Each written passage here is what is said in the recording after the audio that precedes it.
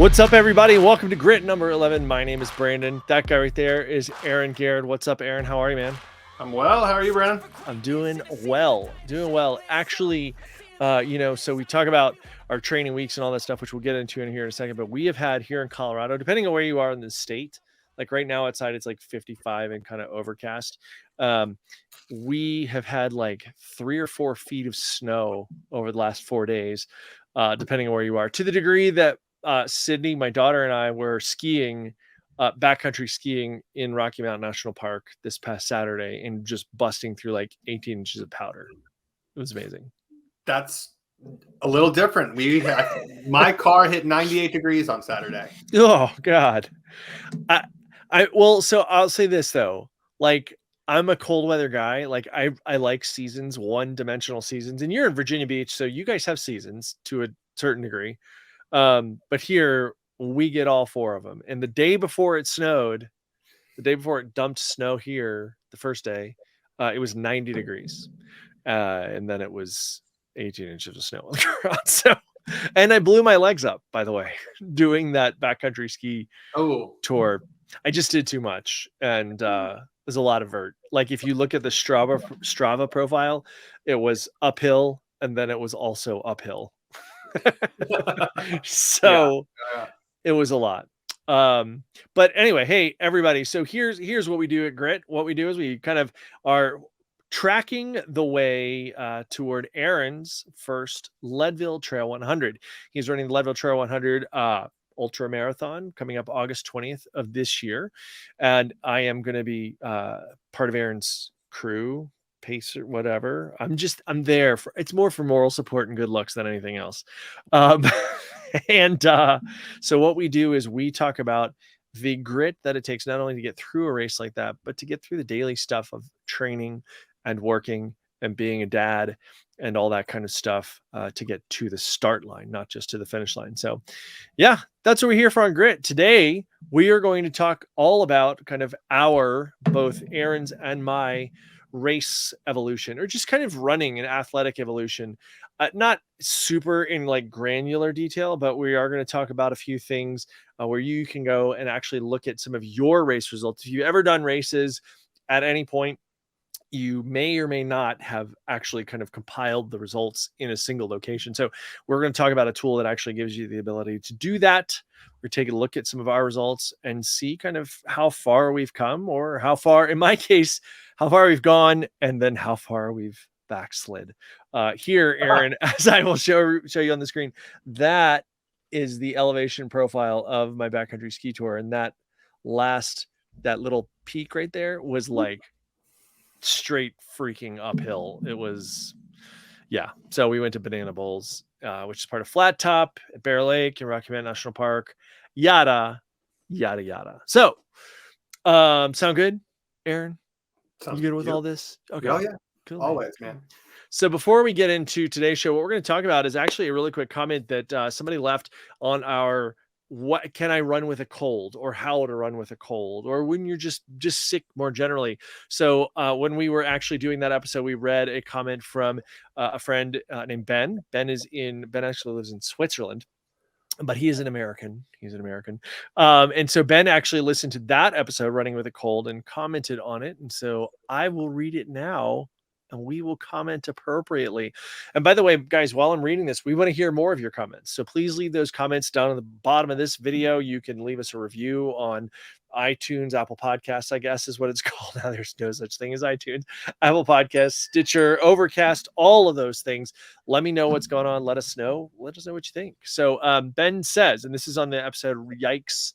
He says, the episode Running with a Cold. He says, yikes, a lot going on here. We'll try to give my input.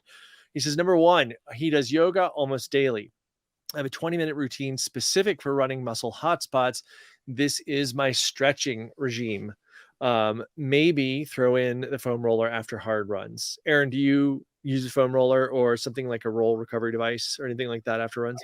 I've got a bunch. So I've got a R9 roller. I've got an R9 leg roller. And then my favorite thing is the Theragun. So Yeah, that Theragun, man. I don't have one myself, but I have access to one. And at the gym I go to, they have one when I go to the gym. Um, anything to kind of break up all that stuff, And if it's a particularly hard run, which I imagine I'll get to later this summer, when you're just not necessarily the the kind of just the individual effort. It's not a particularly intense run, but it's the cumulative like mileage and heat and dehydration and whatever. I will definitely be incorporating some ice and or heat baths into that to kind of loosen up the muscle stuff, Oh yeah. Last night I took an Epsom salt bath last night. Nice. Do you ever just go jump in the ocean? I mean, you're right there. I mean, as soon as it gets warmer, all the time. Don't puss out, man. Come on, get in the ocean. You can do it. I mean, it's a lot easier to take my shirt off and walk up to the beach, walk up to my house. That's fair. This sounds very first world, right? To take my shirt off, jump in the ocean, and then walk home. It's a lot easier to do when it's hot and the water's a little fair. And yeah, I grew up in that area, and I feel you. Believe me. Okay, so Ben says number 2, pre-run. I do a few minutes of light body movement, i.e. ankle rolls, leg swings. Also, the first few minutes of run, I go slow because your body takes a few minutes to switch into the aerobic glycolysis system, which is where you want to do most of your running. So I tend to do dynamic stuff before a run, right? So again, it's going to be like leg swings, what have you, but I don't really do too much stretching that's not dynamic, I bend over and tie my shoes. Yeah, that's about it. Put your socks on. Yeah. I will say though, the one thing that I'm gradually getting back to doing is taking the first very distinct 20 minutes of my run to take it freaking easy.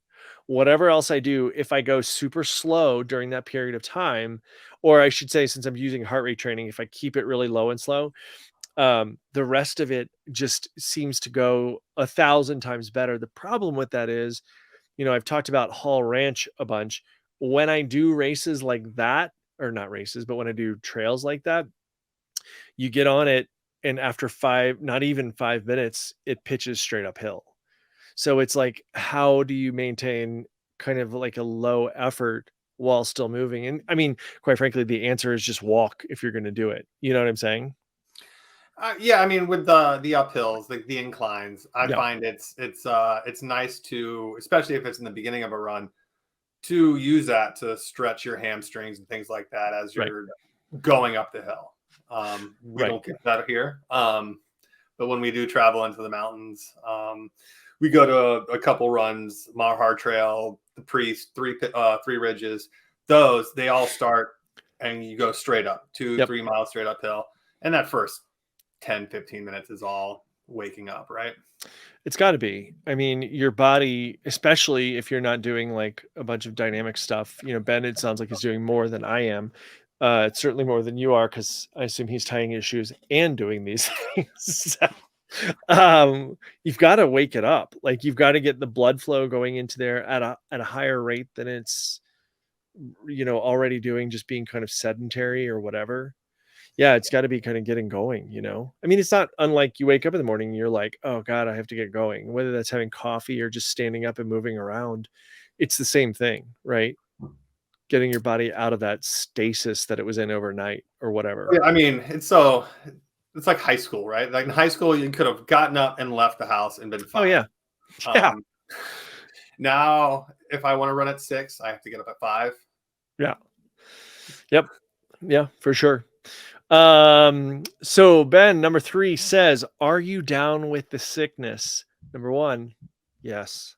Number 2, he says, my thoughts are the following. And he says, please fact check, as I could be misstating something. Arron, I will let you fact check while I read. He says, my thoughts are the following. Yeah. Okay. Why are you sick?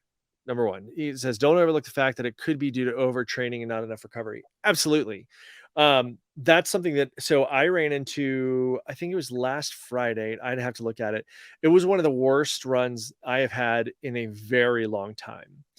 And it was right when you could see this. No, this was Thursday, I think. Thursday is what day it was, because Thursday night into Friday morning is when this big storm front that brought this snow, that's when it was coming in. And I had just gotten over a cold. That's why we were talking about running with a cold a couple weeks ago in the first place.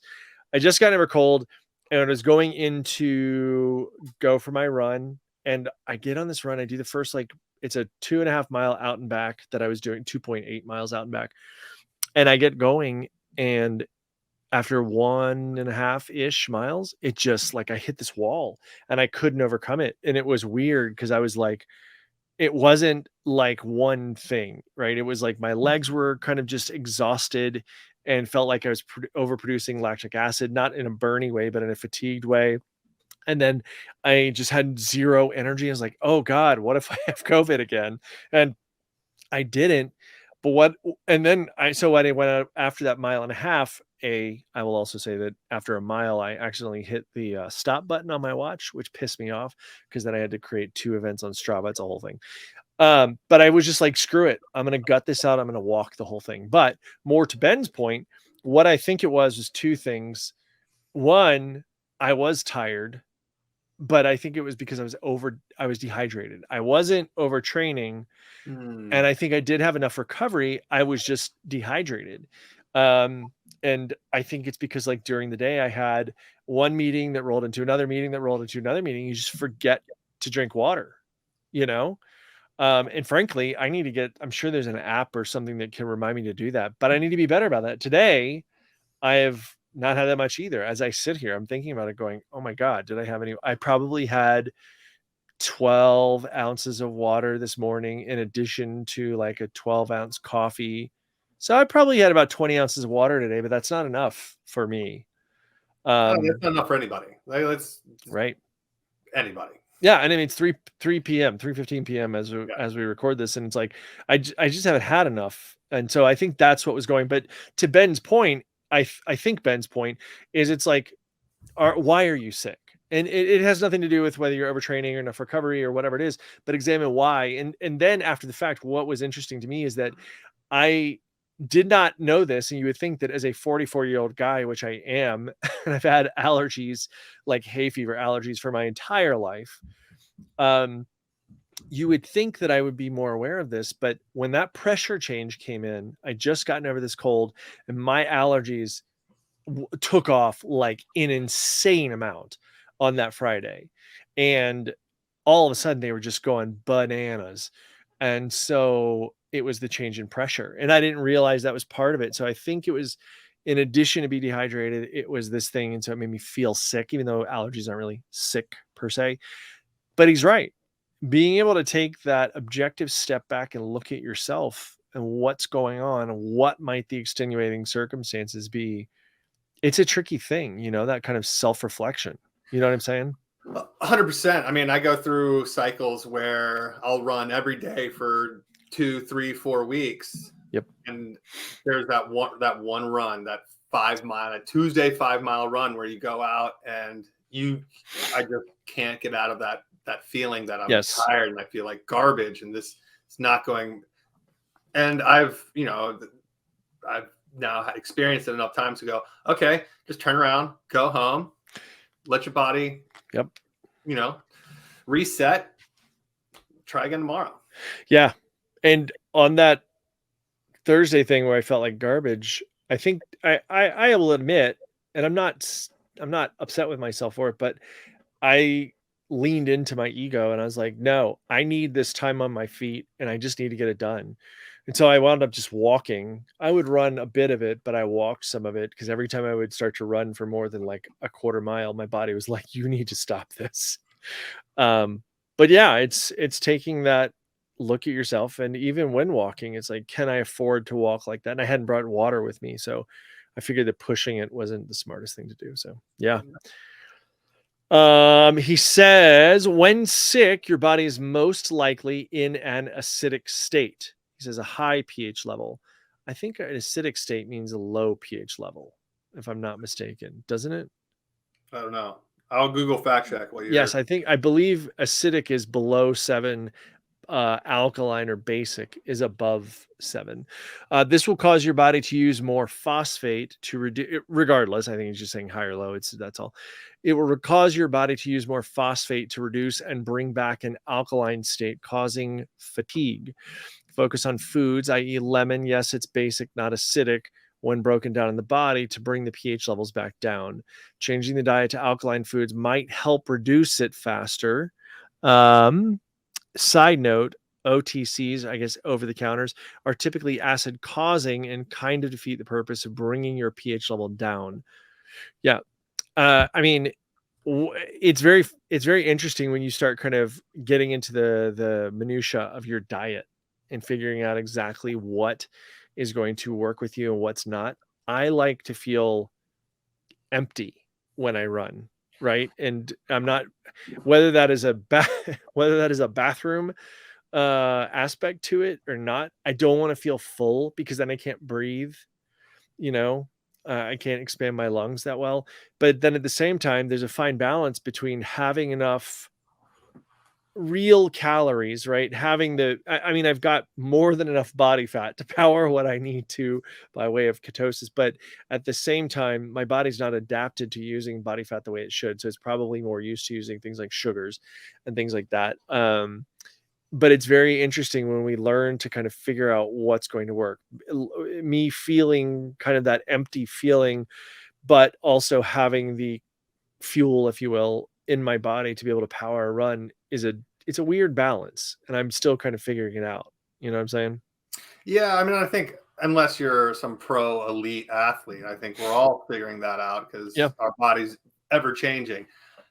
This last training cycle, I found that I run worse if I have eaten something that would give me heartburn.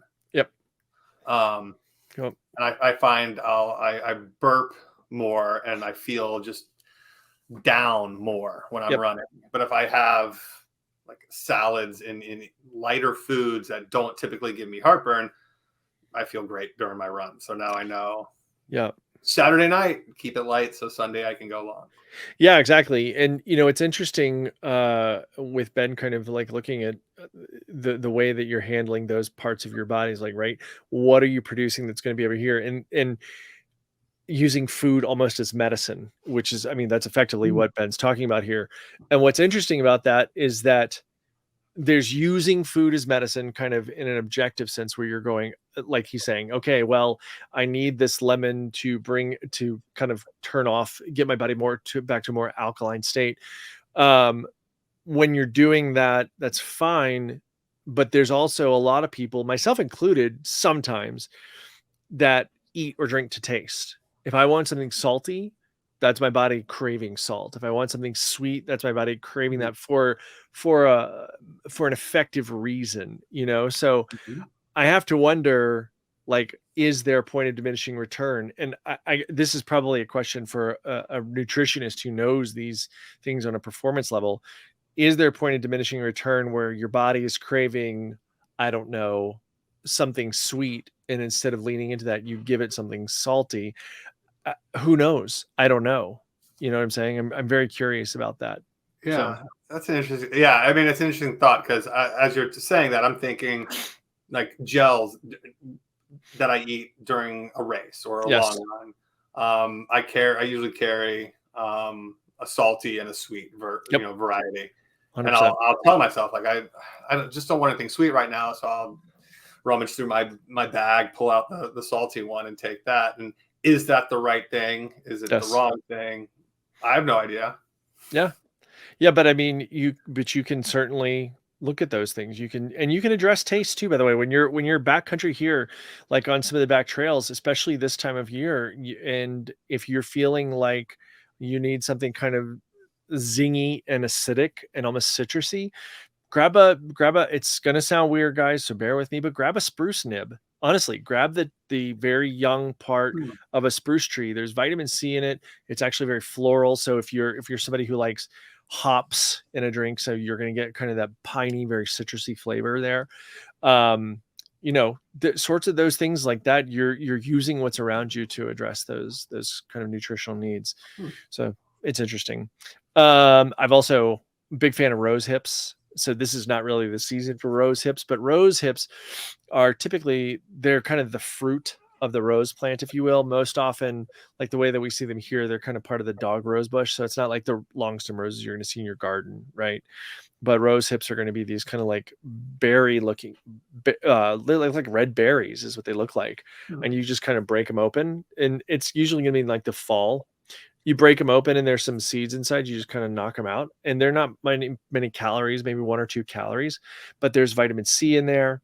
And there's some nutritional value, and it's a little bit of flavor mix up, right? It's kind of giving you an additional thing to kind of go to. Ben also says, chances are high that when you're sick, your heart rate will be high. So definitely keep the exercise easy. Focus on low heart rate to maximize your aerobic conditioning. Heart rate training. If you're focused on heart rate training, if your heart rate is elevated by way of being sick, which he's 100% right about that, then it's still static. Your effort is still based around heart rate. If your heart rate is elevated, then maybe it means you're going to walk that planned run. You know what I'm saying? Just to keep it within bounds, for sure. He says, when I'm sick, my hunger drops and I don't eat as much. This means you're not restoring your glycogen levels in the body, and you could reduce your ability to do harder effort runs. 100%. As I get older, well, number one, when I'm sick, I don't eat either. I wish that were the case the rest of the time. But recovery is more important than anything for me. It's more important than the training runs, honestly. And that sounds kind of counterintuitive, right? But how you put your body back together is more important than how you kind of get the base going, especially as I get older. Yeah, it's funny. So I hear a lot of people that unless I'm sick, yep, like not getting out of bed sick, I have no problem eating. And I don't know if that's the fat kid inside or or what, but yeah. So if that's the case with you, good on you. Then I guess it's kind of like, what are you going to eat? Are you going to, when you're sick? It'll be terrible food. It'll be Oreos and Doritos, and it'll be just the foods I want to eat that taste good, right? Yeah, it's not like, and honestly, things like chicken noodle soup, matzo ball soup, Jewish penicillin, which is literally things like chicken noodle soup are, I believe, I'll have to look it up. Let me take a note here. I believe things like chicken noodle soup and matzo ball soup actually are clinically proven to help you get over an illness, particularly a cold, I believe. Let's see. Chicken noodle as medicine. I will find a show note for you guys. So, by the way, if you're listening to this on one of the podcast apps, you can check this in the show notes, or if you're watching it on YouTube, just check down below. Let's see. He says, as an example, cold sores were mentioned in the episode. Did I really mention cold sores? This for sure means your pH levels are up, and therefore consider some of the above as it relates to diet and even level of effort. I don't get cold sores, so I'll take your word for it. Did they say that in one of the articles? I can't even remember. Oh my God. In short, when sick, keep it easy, allow proper recovery. Amen. And to prevent glucose depletion and acidosis. That's right. That was that song was cut from Mary Poppins. Supercalifragilistic, prevent acidosis. That's what the original words. Fair enough. I'm glad they changed it. I'm gonna get some crap for that. Okay, so let's talk briefly about we're gonna talk about your results, and we're guys, because we don't want to get into like the nitty gritty to in the nth degree of how we got to where we are, what our journeys have been so far. But Arron, tell me about how did you start running? Like, how did you get here to where you're doing Leadville? Ooh. In brief. Yeah, in brief. Okay. So high school athlete, college club athlete, okay. came out of college, bartended, put on a whole bunch of weight, you know, not fit by anyone's standards. And ran a half marathon on a drunken bet in a pub in England, right? Awesome. Bet you can't do it. Okay, fine. Sign up. So drunk brain said, watch me. Yeah. 100%. Ran, and it was, I mean, I think we looked it up, or we were talking about it earlier. Marathon, 2 hours, 50 minutes and some change. Okay. The hardest, most brutal, most uncomfortable I've ever been in running shoes my entire life. Few months later, find out that my wife and I are going to have a baby. My wife is pregnant, and it was okay. Like, that was so hard. Let's figure out how not to be that dad who can't get off the couch and partake with his children, but to be around. Like, I don't want to die of a heart attack. I don't want, I have family history of cancer and all kinds of stuff. So how do I get my body into the best shape possible so I can enjoy my kids for as long as possible? For sure. Some side running, just okay, let's get back to it. Got invited to a Ragnar trail relay. Did that, fell in love with the trails, happened to live by some trails, started running that.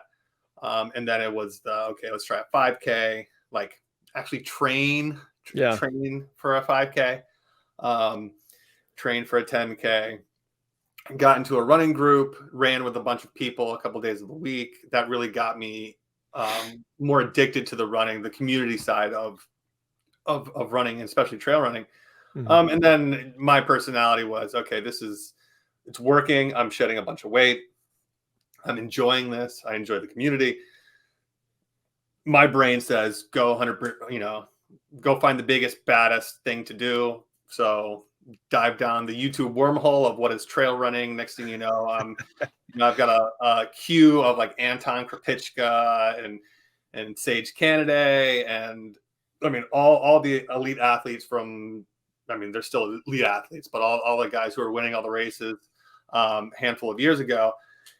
And that was kind of it. It was like, how do I get into the mountains? How do I run these ridiculous races? And just dove till, took a nosedive from there. Nice. Hooked up with some people out running, etc. We hey, I'm running this race. I'm doing that race. Went from half marathon to a 50K. Went back to do the road marathon. Went from a 50K to a 50 miler. Went from a 50 miler to a 100 miler. And now we're here. Nice.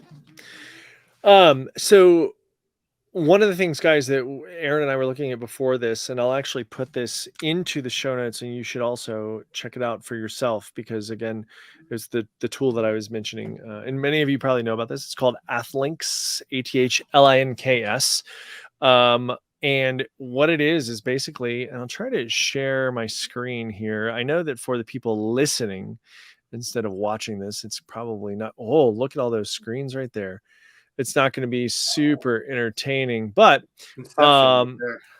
yeah. But what you can see here is it kind of shows you. Obviously I haven't checked into this in a long time because it still says that I live in New York, which is not the case. I like the V-neck you're rocking in that profile. You like that? That's one of my headshots, man, from like way back. Oh Lord, now it wants me to put it. I'm going to stop doing all this clicking around. But what's very interesting is going and looking in here. It's got some things that I haven't done. I don't know why it's assigning them to me. Like all these things. Like I did not do the San Jose Spartan Sprint twice, 2 days in a row, or ever. So, but what you can do is you can go through and you can actually claim a lot of events. And it's a very cool way to kind of track your history, see what you've done. This one that I'm looking at right here, New York City Triathlon 2010.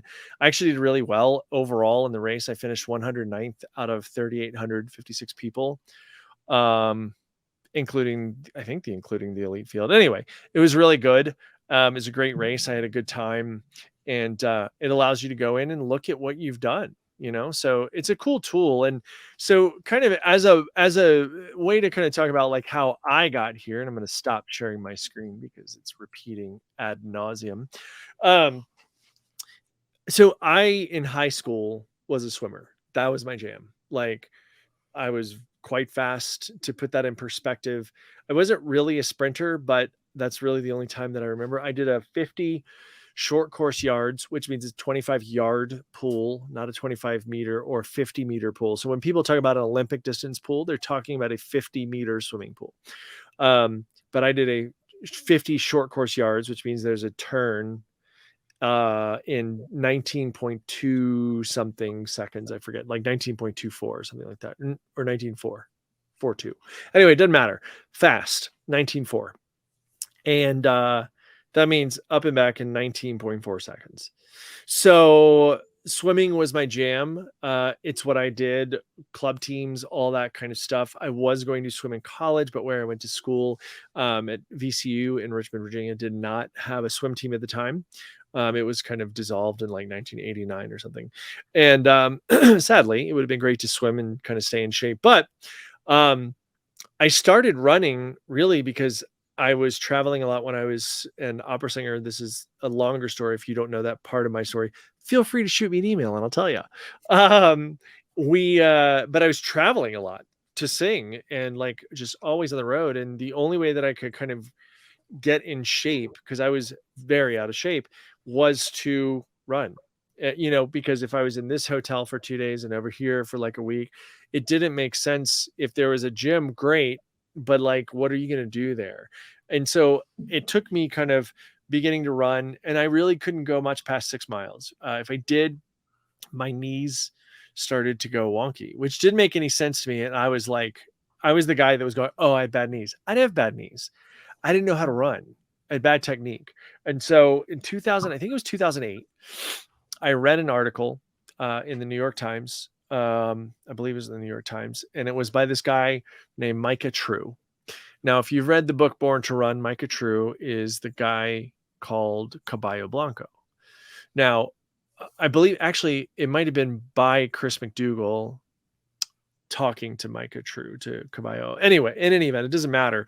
It was basically him talking about running, and he started talking about how you run when you're barefoot. This is how we are meant to be, right? So I'll say this. I'm not going to go too far down the road of like running barefoot and all that kind of stuff, because I think there's great utility in it. I think that running barefoot all the time is not the greatest thing in the world, especially on the surfaces that we tend to run on these days.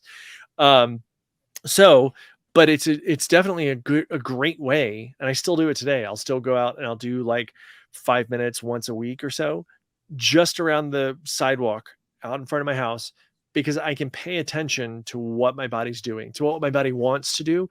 That's how I figured out how to run. And so I want to get back to a little bit more of kind of my evolution, but I'm going to bridge aside. Actually, you know what? I'll keep talking about it. We are going to talk about some gear, so y'all don't go anywhere.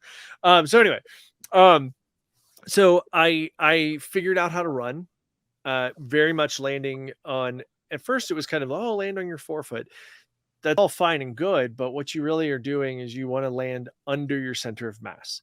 Who cares what part of your body is landing on the ground first? If you overstride and you land on your forefoot, it's just as bad as if you overstride, land on your heel. It does not matter. And that's, I mean, physicists could argue with me about that, and certainly kind of kinesiology people, great, argue with me about it. I don't care. At the end of the day, don't overstride. That's what it boils down to. And when you're barefoot, you can't overstride. I mean, you can, but not for very long. Like, so I figured out how to run, and all of a sudden I could run a lot farther. I started using a particular running shoe whose name shall not be mentioned, but that particular brand really incorporated a lot of education into their running, into their product, right? It wasn't just the product, here's the shoe that you're buying, but it was really the form and the way of being, right? And so all of a sudden I could just kind of go, you know, I wasn't having there was no knee issues. I've never had a knee issue since, other than falling like scuffing the crap out of my knee off of a massive stick across the trail. Don't you know? It wasn't a twig at all. but like, then I started kind of increasing distance. I did my first triathlon. I did my first Ironman. I've done marathons. I'm not a speedster by any stretch of the imagination. We were actually looking at my 5K PR on Athlinx. One day I would love to run an 18-minute 5K, but for now it's a 1918, I think is what it was, Aaron. I think that's what it said. That's what you said. Yeah. Yeah. And I'm happy with that. I mean, whether I do that again or not remains to be seen. But basically I fixed my technique. Now, I was training for my 4th Ironman on March 3rd or March 21st? I can't remember. 2018. I was training for Ironman Boulder and I was in a car crash. I can't get into the details of what happened, but let's just say that it completely derailed all that. And I let myself, frankly, part of it necessarily, part of it not. I let myself get out of shape. For the first few months, I couldn't do much, right? I had to be very cautious, even when running, because my shoulder was badly damaged. And then ultimately in 2019, December, I had to have shoulder surgery and have my left shoulder kind of repaired. At this point, I cannot swim that I know of. I'm sure that for the rest of my life, I will try. It just doesn't work, which sucks because that was my jam, right? Swimming. But what I feel like is really great is that I kind of have all these building blocks. I know how to get myself back. I know, like what Ben was talking about, that sort of thing, and listening to your body, really having that kind of introspection about going, why am I sick? Why do I feel this way? Even last Thursday, I was so frustrated. And because because I was dehydrated, my brain wasn't working right. And I couldn't calculate, why are you so tired, Brandon? Maybe you're dehydrated. And then I figured it out after the fact. So I feel like getting to where I am, it's a wonderful thing. And the opportunity, I mean, honestly, when Aaron, I may have told you this, but when you kind of reached out, you were like, hey, what do you think about this? And I was like, oh, that would be an awesome thing. It gave me a carrot, man. It put a goal out there, because if I don't have a goal like that, if I put a race of my own on the schedule and I go, I'm going to run this trail half marathon somewhere, fine. I mean, I live in Colorado. There's no shortage of trail races, but like, if I put it out there and it's my race, I'm going to half-ass it. I'm telling you right now. And that's because I'm going to go like, oh, well, I've got this. Oh, well, I've got this. But the fact that there's somebody else, and it's my job to be there for you to whatever degree, until you push me off the side of a hill because I'm talking to you too much. I won't push you. I'll just hit you with a rock. And I mean, because I'm there for somebody else, like, that's so much more motivating to me than myself. Like, my ego, believe me, I used to be an opera singer. My ego will let me motivate for myself all day long. But like, being motivated for somebody else is so much stronger. I think it's the same thing that, like, when it comes to my kids and my wife, like, I will go to the mattresses every single time. And so that's such a encouraging thing to me. And I'm really excited because, yeah, look, I mean, since 2018, it's 2022 now. I mean, I'm a lot older, it feels like. But I have that much more motivation. And while it's going to take me a bit more to get back into it and get to where I want to be, I mean, are we ever really to where we want to be? It's something that I'm really enjoying getting back to, and really kind of just like finding myself on those trails again, Yeah, it's the grit, right? It is a grit. Hence the podcast, right? Yeah. So, but it's that accountability. Like, now I'm not holding myself accountable for me. I'm holding myself accountable for you, right? Yep. And it was a no-brainer to reach out to you, because I was like, okay, Brandon, like, I know he knows the mountains. I know he knows gear. I know he knows running. I know he knows everything. I say that loosely, right? Yeah. But it was, what do I need to do? Yep. So for me, it's okay. I got to put myself in a position to get to mile 62. I got to put myself in a position to get to mile 65 and 70, and really figure out how do I get there from today, or from a few months ago. And it's that self-motivation, but also the accountability. Now I've got you, so I'm you know, if I don't do it, what are you going to do? Like there's that added sense of purpose and or responsibility, which is hugely motivating. Huge. Awesome. Look at that. All right, well, let's talk about some gear real quick. Oh, by the way, guys, tell us your history. Like, honestly, we talked about Silver Age Dave or whatever that dude's name was in the comment a few weeks ago. How did you get where you are? I mean, that dude is, what was he running, like 7 100s in 8 weeks or some nonsense like that? Like, how do you get there? What's your evolution been through these things? I mean, I've run some fast stuff that I never thought I could do, mostly because I paid attention to heart rate based training. But like, I find it fascinating, and I learned so much personally from how somebody got through their evolution, whatever that is. And by the way, your evolution doesn't stop with your peak. Your evolution just doesn't stop. Like it stops when you're dead, and then you just evolve into a bunch of dirt. So like, you know, how did you get there? I guess leave comments. Tell us. We want to hear. So I got some gear. I've got 4 things. You want to go first? You want me to go first? Sure. Okay. I'll go first. So I do have a few things. Wait for my camera to refocus. There you go. And almost. Anyway, so we were talking about, we did head to toe last time, and we talked about hydration packs. One thing I missed that I think is wildly important are handhelds. Handhelds, absolutely. So the 2 I've been using recently are the Amphipod. I think this is back. There we go. Just upside down. Amphipod. I like this one because it's got a nice like neoprene-esque place to put your hand. But it's got a zipper, so I can put gels, keys, stuff like that right in it. Okay, awesome. Nice ergonomic fit. I like that. Really, really nice. And then the Nathan Soft Flask, again, handheld, and this too has a elastic pouch. So have you always run with handhelds? No.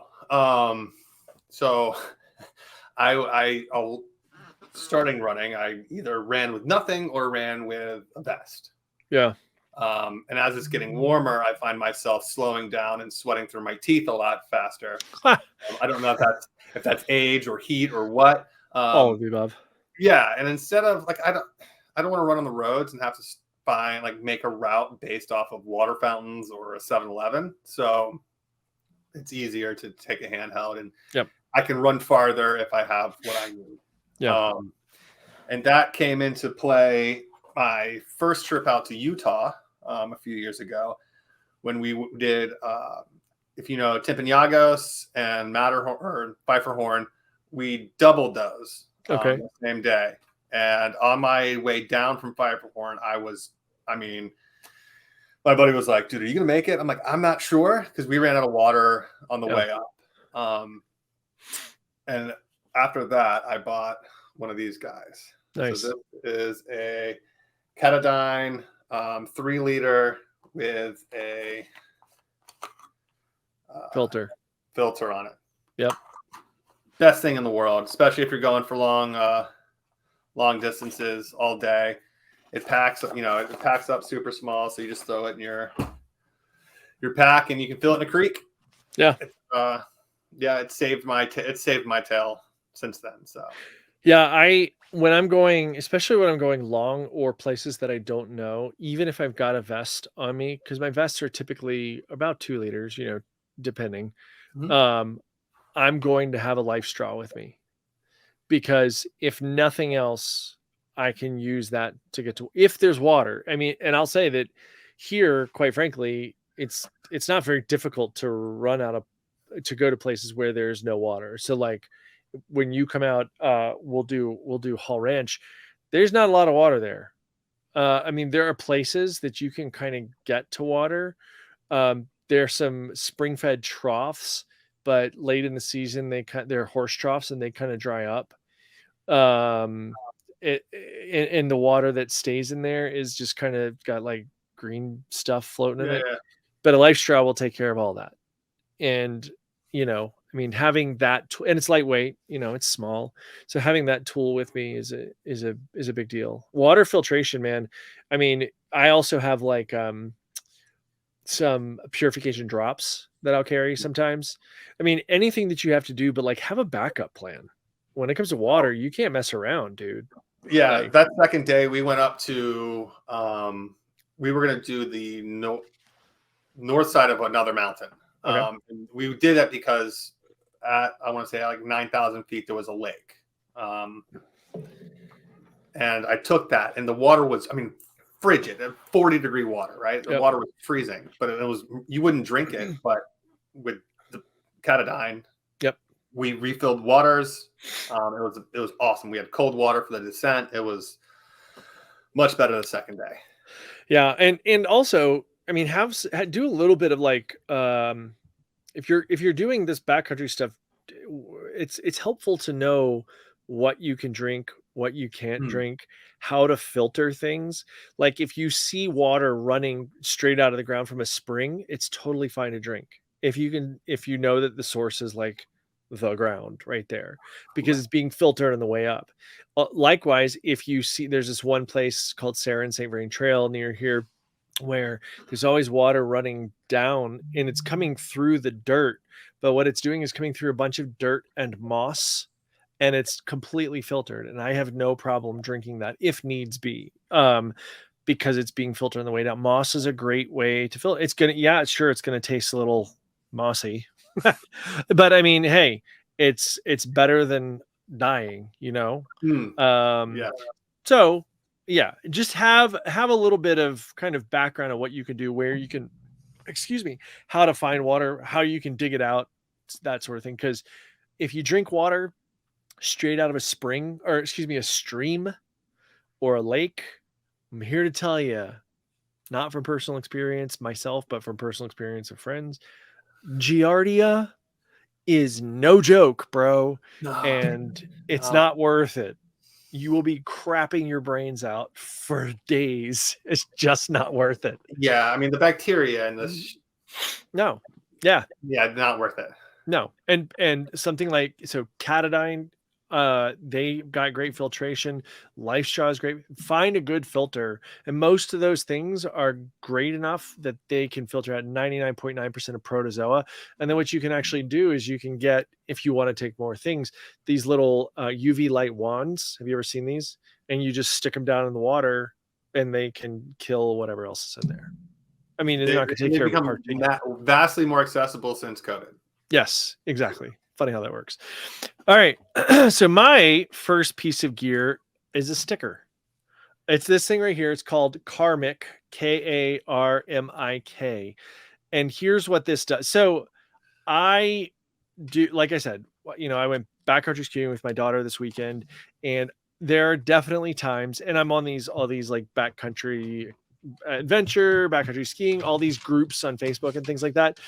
And I see people, they're like, hey, I found this pair of skis, and you're talking about a good set of backcountry skis, depending, you're talking about $1,500 to $3,000, depending on the setup. And they just left them there because you just forget, or it's your phone or whatever it is. So this thing, Karmic, and I'm holding it up in the camera for those watching. This thing allows you to put these little decals on whatever your gear is. Okay. And then what you do is you can go to their website, right? Which is Karmic. I believe it's karmic.com. Yeah. Karmic Outdoors, Karmik outdoors.com. And you kind of like register your gear to this QR code, and it's high adhesive, super durable. So it's like actually a hardcore, like rubberized decal. And that way, if somebody finds your gear, now look, if somebody's a dirtbag, they're just going to steal your stuff. It doesn't matter.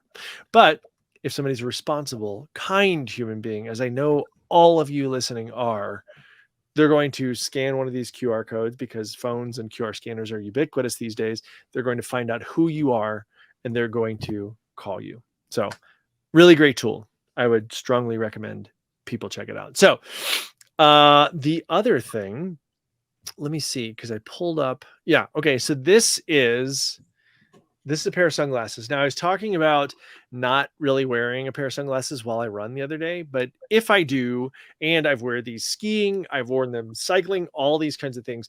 This is a pair of glasses from Julbo. So this is the Aerolite. They're actually quite dirty right now, and they're photochromic. All right. So if you're looking at me right now, they probably look like they're not very dark at all, but they will get darker over time because they change color. Here's the other thing. Arron, if you had to take a guess at how much these suckers weigh, what do you think you would guess? Feel free to do grams or ounces. Let's go 30 grams. 30 grams? They're actually 22 grams, which is about 0.78 ounces. Yeah. For a pair of sunglasses.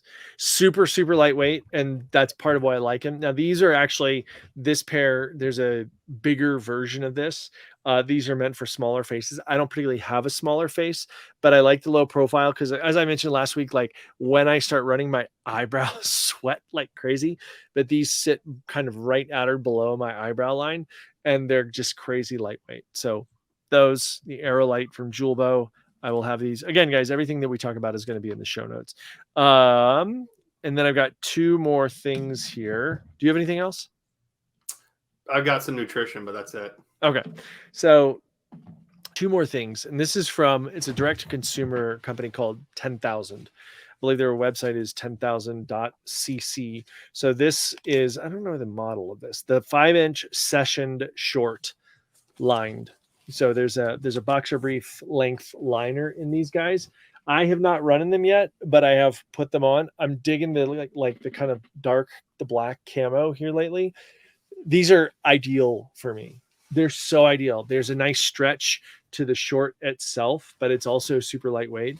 And that built-in boxer brief is great, is really fantastic. I'm super jazzed about these things. Super. And yes, I just said super jazzed. Suck it. So, and then I also got another thing from 10,000 here. And they've actually partnered with, I think it's partnered with Rich Roll. Yeah, because this is Rich Roll short sleeve run t-shirt. They've partnered with him on some things. If you guys know Rich Roll, the Rich Roll podcast, super lightweight. I'm not sure you'd be able to see because there's no light, but you can see straight through this.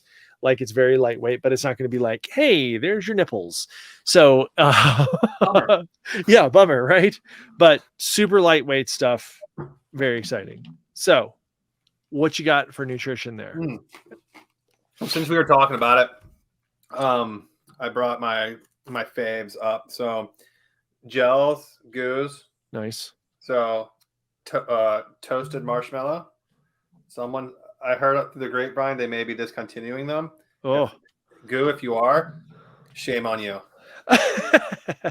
And then I got like a Roctane salted lime. Nice. Salty, good. I like it. Caffeine in that one, right? And then I drink a lot of water. Yeah. And I've been flavoring my water, but lately I've been doing it with there we go. Noon. There it is. Super awesome. Is it upside down? It's probably upside down. There That's you go. Okay. So I have both caffeinated and uncaffeinated, which is nice. And that's like the daily hydration. That's not like full on endurance hydration, or are you using full on endurance hydration? No, so they have the sport one, they have vitamin ones, they have immune ones, they have I think the energy is the caffeinated one. Nice. So they have a bunch of different types. And if you're looking for a little flavor to your water and a few, amino acids and what do they call it in here? The supplements, right? The pH and all that, all the good stuff that your body needs. They've got it. And then lastly, electrolytes. It's what bodies crave. Yes. Tailwind, right? You can't go on a run without Tailwind. Nope. At least I can't. And I can't see, dude, my product placement is terrible. I need to call Vanna White and have her show me how to do it. But again, the cola one, have you tried the cola one? Delicious. Is it? It's like so if you've have anybody who's run a race before, when you crave like a flat Coke. Oh yeah. Exactly like a flat Coke. Nice. Yeah, and it's got a little bit of caffeine in it, so it'll put a little pep in your step. And the special ones come with real cocaine, just like original cocaine. Yeah. If you find the Mexican one, right? Yeah, right. Those are the best. They're in the glass bottles. Right. Yeah, I got some. I didn't buy, so it was from Onnit. If you know Onnit Nutrition, ONNIT. Yeah. So I take their Total Human multivitamin. It's like a package, right? So it's like a day and night version. I take that, and they sent with it this because I ordered 2 months of it. They sent these immune like drink mix things. So those are quite good.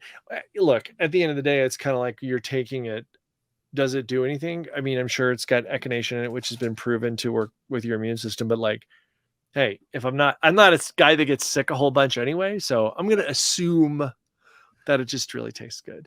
But check it out. Again, guys, for Onnit, for Noon, 10,000, Julbo, Karmic, Catadine, Nathan, Amphipod, all these things are going to be in the show notes.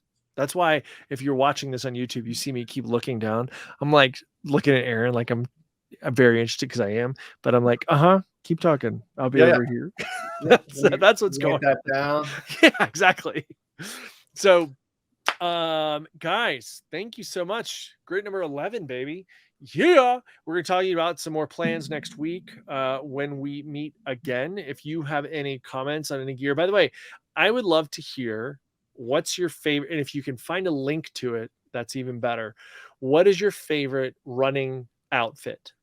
Shorts and shirt or leggings.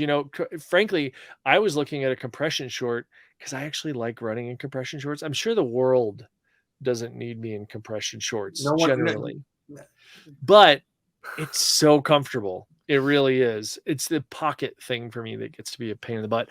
But yeah, let us know, women, men, everybody, let us know, what is your favorite running outfit for the summer, not for the winter. That's a whole different ball of wax, but summertime. Let us know in the comments below. Arron, thank you, sir. Thank you. It's been a pleasure, like it is every week. All right, guys, we'll talk to y'all later. Peace. I'm out of here.